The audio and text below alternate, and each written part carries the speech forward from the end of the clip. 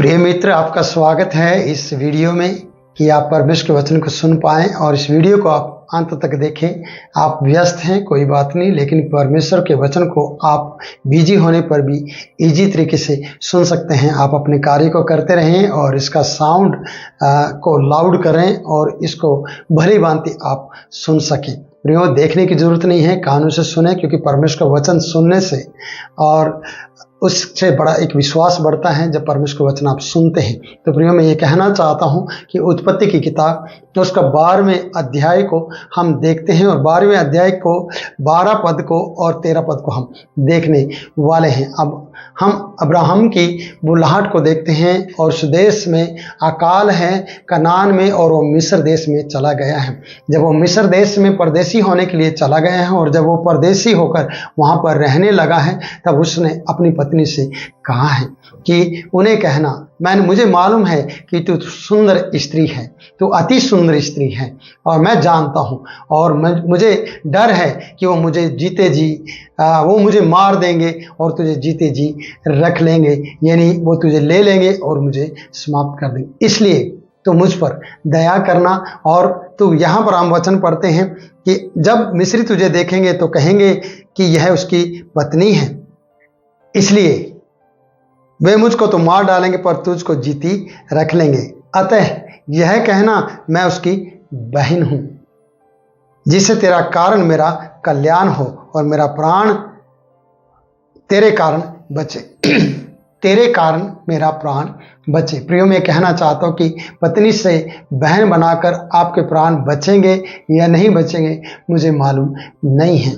पत्नी रहते हुए भी आपके प्राण बच सकते हैं, आपकी भलाई हो सकती है, चाहे आप किसी भी प्रकार के व्यक्ति क्यों ना हो। अगर आपकी पत्नी है, उसे बहन ना बनाकर उसको पत्नी ही कहें तो आपको सच बोलना अच्छा रहेगा। अगर आप सच्चे हैं, भले हैं, अच्छे हैं, तो आपको कोई भी बाल बांका नहीं करेगा। मैं अक्सर ये बात बोल रहा हूँ कि आपको कोई भी मिटा नहीं सकेगा, आपको कोई कष्ट नहीं देगा, आपको कोई नष्ट नहीं करेगा। तो प्रयोग क्या करेगा कि आपको सच बोलना है। आपको क्या करना चाहिए? आपको सच बोलना चाहिए। तो यहाँ पर विश्वास की कमी को देखते हैं, यहाँ पर इस प्रकार से रिश्ते को बदलते हुए हम देखते हैं। प्रियो, पहले रिश्ता बदला है कि इसने जब इसकी बहन थी, सगी बहन नहीं थी, ये चाचे ताए में से आती हैं, जो जिसके बारे में हम डिटेल से वीडियो बनाएंगे। पर मैं ये कहना चाहता हूँ कि ये बहन से पत्नी बनी। अब पत्नी से बहन बनना ये अच्छी बात नहीं है। तो प्रियो, यहाँ पर विश्वास की घटी को देखते हैं और हम अपने आप को परमेश्वर से अलग करा हुआ व्यक्ति समझते हैं कि कहीं परमेश्वर ने मुझे छोड़ तो नहीं दिया है, कि हमें मिस्रियों का डर आ गया है और हमारी पत्नी की सुंदरता किसी के लिए मेरे लिए मौत का कारण ना बन जाए और ये किसी और की ना हो जाए। जब ऐसा डर आपकी ज़िंदगी में आता है, तभी आप रिश्ते नाते को बदलते हैं। बहुत से रिश्ते को आप नकार देते हैं कि आपकी बहन को आप कई बार इस प्रकार से कहते हैं, मैं नहीं जानता। अब अपने भाई को जब उसकी जरूरत आपसे होती है, तब आप उसका इनकार कर देते हैं। जब आपके साथ रहने वाले लोगों को आप मुंह मोड़कर चले जाते हैं, तब आप रिश्ते बदल देते हैं। यहाँ पर अपनी जान बचाने के लिए अब्राहम ने अपनी पत्नी के रिश्ते को बदल दिया, पत्नी को बहन बना लिया है। ये एक तरीके से डर है, ये एक तरीके से परमेश्वर को छोटा समझने वाली बात है। तो फिर यहाँ पर देखते हैं कि तेरे कारण मेरा कल्याण हो और मेरा प्राण तेरे कारण बचे।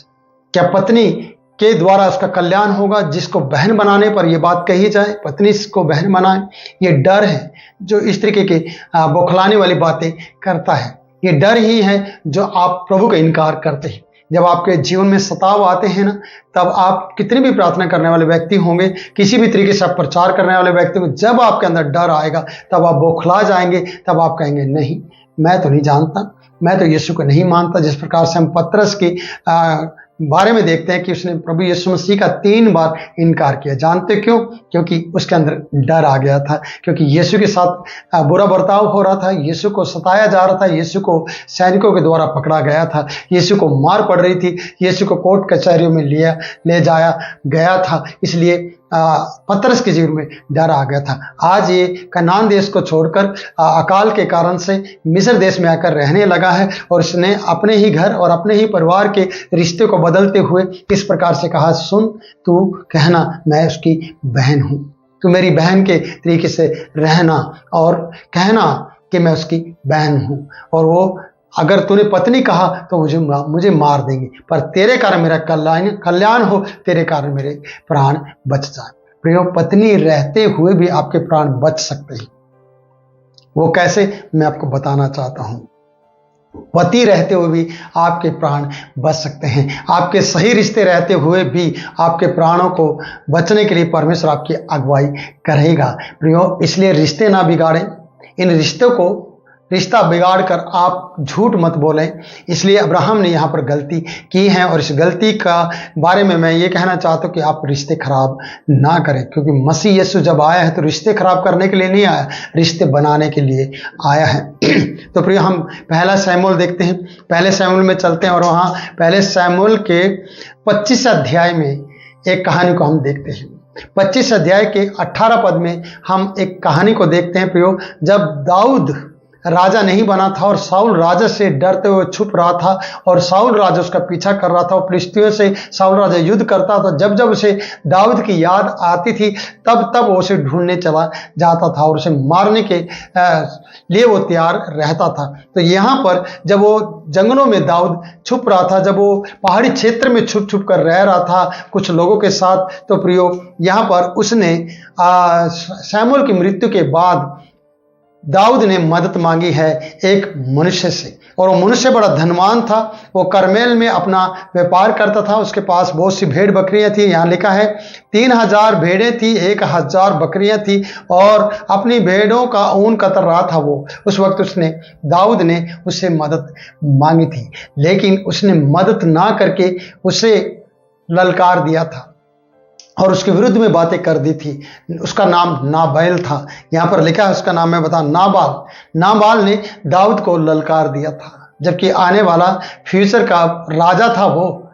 शाऊल के बाद परमेश्वर ने उसे राजा ठहराया था और उसका अभिषेक पहले हो चुका था, लेकिन इस व्यक्ति ने, जो मूढ़ी था, जो मूर्ख था, इसने दाऊद को ललकार दिया, और दाऊद पूरी तैयारी में था कि इसे मार डाले, और वो अपने सैनिकों के साथ, अपने लोगों के साथ इसे मारने के लिए तैयार हो गया था। जब हम आगे बढ़ते हैं, ये समाचार जब उसकी पत्नी को मिला, उसकी पत्नी के बारे में मैं आपको बताना चाहता हूँ।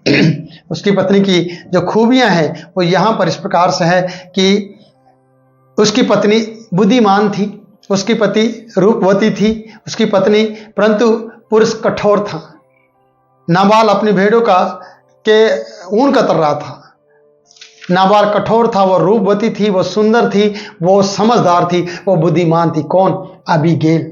अबीगैल को जब ये मालूम पड़ा कि मेरे पति ने या मेरे स्वामी ने मेरे स्वामी को यानी दाऊद को ललकारा है और अब तक तो वो मारने के लिए तैयार हो गया होगा, तो अपने पति के प्राण बचाने के लिए उसने प्रयोग क्या किया। तब अबीगैल ने फुर्ती से 200 रोटी और 2 कुपी दाख मधुर, 5 भेड़ों का मांस और 5 सवा भुना हुआ अनाज और 100 गुच्छे किशमिश और अंजीरों की 200 टिकियां लेकर गधे पर लदवाई, और उसने अपने जवानों से कहा, तुम मेरे आगे आगे चलो, मैं तुम्हारे पीछे पीछे आती हूं। परंतु उसने अपनी पति नाबाल से कुछ नहीं बताया।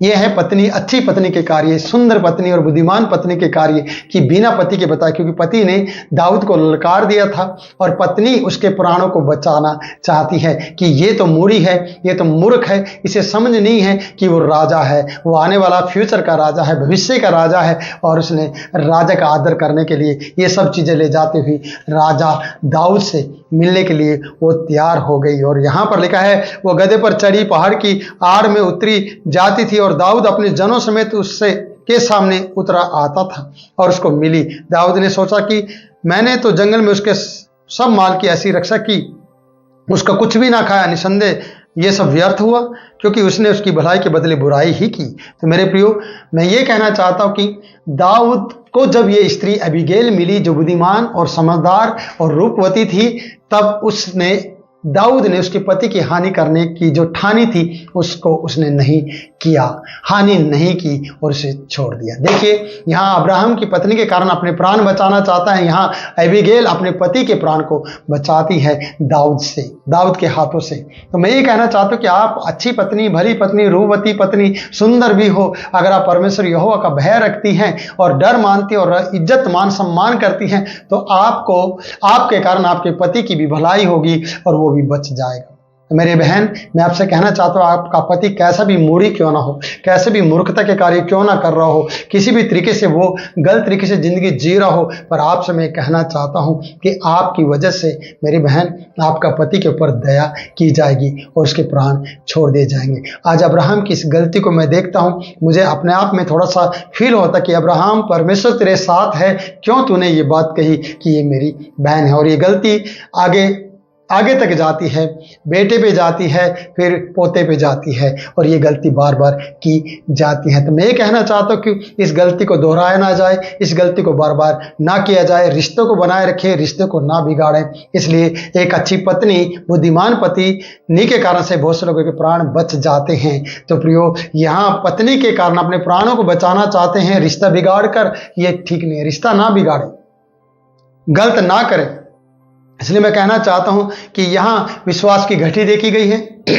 यहाँ परमेश्वर से अलग होते हुए अब्राहम को देखा जाता है और अकाल उस देश में है तो परमेश्वर की वाचा पर भरोसा ना करते हुए देखा जाता है। तो प्रियो, आपको कहीं भी रहना क्यों ना पड़े, पर आप अपने रिश्ते को बनाएं, रिश्ते ना बिगाड़े। रिश्ता बिगाड़ना प्रभु यीशु मसीह नहीं चाहता है, परमेश्वर आपके रिश्ते को बनाना चाहता है। तो प्रभु इन वचनों के द्वारा आपको बहुत आशीष दे, आपकी पत्नी के कारण नहीं, आपके परमेश्वर के कारण आप दोनों के और आपके घराने और आपके वंश के प्राण बचाए जाएंगे, क्योंकि आपके प्राणों के बदले परमेश्वर ने अपने पुत्र यीशु के प्राण को लिया या न्यौछावर किया है। तो जो वो परमेश्वर है जिसने आपको अपना पुत्र देकर अपना बनाया है। तो प्रभु आपको बहुत आशीष दे। फिर मिलूंगा नई वीडियो में नए वचन के साथ। तब तक के लिए मैं आपसे इजाजत चाहता हूँ। जय यीशु।